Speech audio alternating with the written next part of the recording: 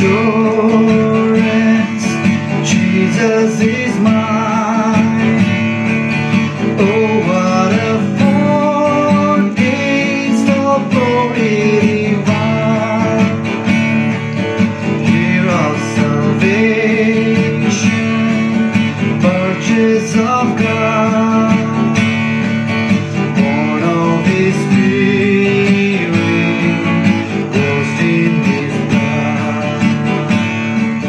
This is my story, this is my song, praising my Savior all the day long. This is my story, this is my song, praising my Savior all the day long. सबको जय मसीह। Snippets of eternal life में आप सबका स्वागत है। पिछले episode में हम लोग परमेश्वर के वचन के बारे में बात कर रहे थे। आज हम लोग परमेश्वर के वचन का कुछ खास विशेषताओं को एक साथ मिलकर देखेंगे। सबसे पहले परमेश्वर के वचन का एक विशेषता है परमेश्वर के वचन का अधिकार, the authority of the word of God. दूसरे तिमुथियुस उसका 3:16 में हम देखते हैं, संपूर्ण पवित्र शास्त्र परमेश्वर की प्रेरणा से रचा गया है। दूसरा पत्रस 1:21, क्योंकि कोई भी भविष्यवाणी मनुष्य की इच्छा से कभी नहीं हुई, परंतु लोग पवित्र आत्मा की प्रेरणा द्वारा परमेश्वर की ओर से बोलते थे। उत्पत्ति से लेकर प्रकाशित वचन तक इसमें जो भी लिखा है ये परमेश्वर के ओर से आया हुआ है। इसलिए परमेश्वर के वचन को नहीं मानने वाला, परमेश्वर के वचन के ऊपर विश्वास नहीं करने वाला परमेश्वर को नहीं मान रहा है और परमेश्वर को विश्वास नहीं कर रहा है। इसलिए मेरे प्रियो, परमेश्वर के वचन का अधिकार का मतलब ये परमेश्वर का बराबर है। इसको नहीं मानना परमेश्वर को नहीं मानने का बराबर है। परमेश्वर के वचन का दूसरा खास विशेषता, परमेश्वर के वचन का स्पष्टता, clarity of the word of God. परमेश्वर के वचन बहुत स्पष्ट है, सब लोग इसको समझ सकते हैं। इसको समझने के लिए एक बहुत बड़ा ज्ञानी होने का कोई जरूरत नहीं होता। हम देखते हैं भजन संहिता 119 का 130, Psalm 119:130, तेरे वचनों के खुलने से प्रकाश मिलता है और उससे भोले लोग समझ प्राप्त कर सकते हैं। भजन संहिता 19 का 7, यहोवा के नियम विश्वासी योग्य है, जो भोले को बुद्धिमान बना देते हैं। तो परमेश्वर के वचन को समझने के लिए एक बुद्धिमान होने का जरूरत नहीं है। साधारण आदमी जब परमेश्वर के वचन को पढ़ते हैं वो बुद्धिमान बन जाते हैं। तो परमेश्वर के वचन सब लोगों के लिए क्लियर है, स्पष्ट है। परमेश्वर के बारे में जानने के लिए जो भी चाहते हैं, प्रार्थना के साथ उसको मानने के लिए तैयार होते हुए जो भी इस वचन को पढ़ेंगे उसको ये बिल्कुल समझ में आएंगे। परमेश्वर के वचन का तीसरा विशेषता, परमेश्वर के वचन की आवश्यकता। परमेश्वर के वचन हम सब के लिए बहुत जरूरी है।